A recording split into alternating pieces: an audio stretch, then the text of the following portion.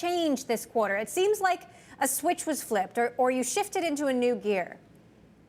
Yeah, we had a great quarter, record high adjusted EBITDA profit for the company. The team did phenomenal work, and we really made some adjustments going into the quarter. But also the business conditions are improving for us. On the driver side, drivers are doing well. They had $37 on average an hour for their earnings, and we're much more in balance. So year over year, our ETAs, which is a great level of or measure of service levels, came down 3 minutes. So really happy with what we're seeing in the marketplace. We got positive jobs numbers today, kind of a surprise, but I wonder how concerned you still are about the macro environment. We've got inflation, you've still got high gas prices, and you've got a recession looming. Yeah, we're watching it obviously closely. I think there are positives and negatives for our marketplace. When you have more people looking for flexible work with good earnings, as we're seeing right now, it does help us on the driver side of the equation. And riders are still coming back because we're coming off the bottom of a pandemic that really affected and hurt our business. And so there's a lot of headroom left, and the driver side of the equation improving is really nice to see.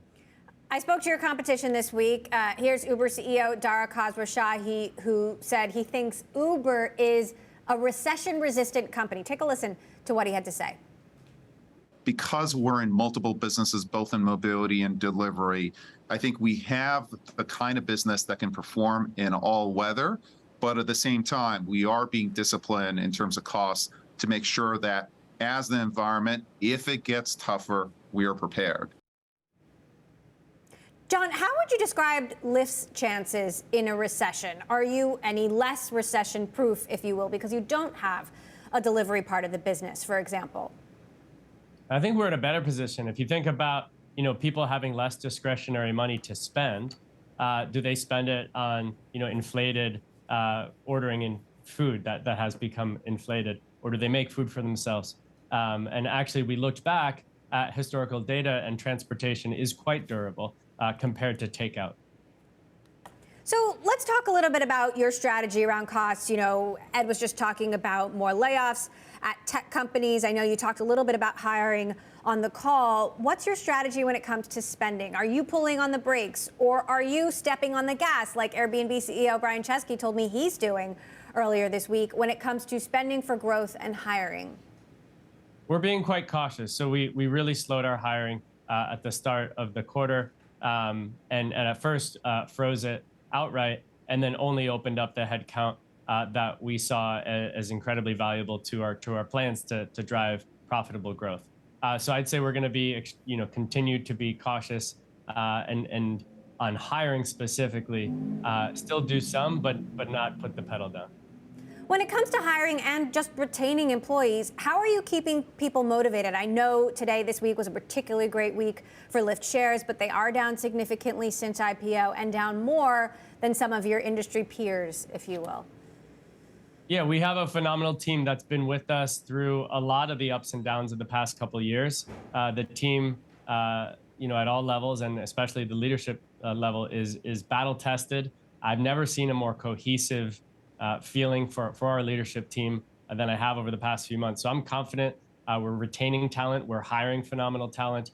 So we're in a good place because people love the mission, love what we're working on, and know that there's a lot of room to grow from here. So what are the areas of growth that you intend to tap? For example, what happens to your driverless car ambitions if you are being a little more cautious?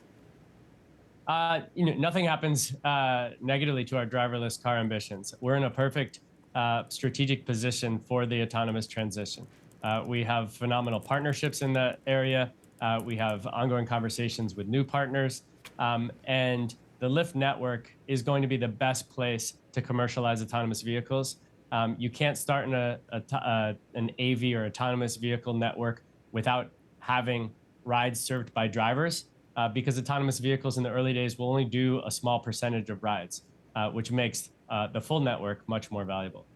And just last quick question, does this rebound, if you will, that you are seeing? Does it last through winter? If there's a COVID spike as things get colder, we're following monkeypox now. What are your expectations for how demand might be impacted by these other factors?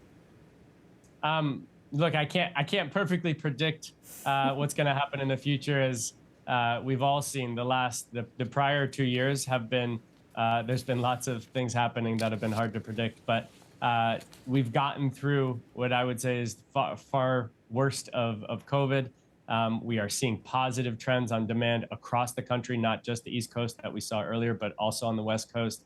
And so we're ready for anything. We have many more tools now than we had before, and we like the position we're in.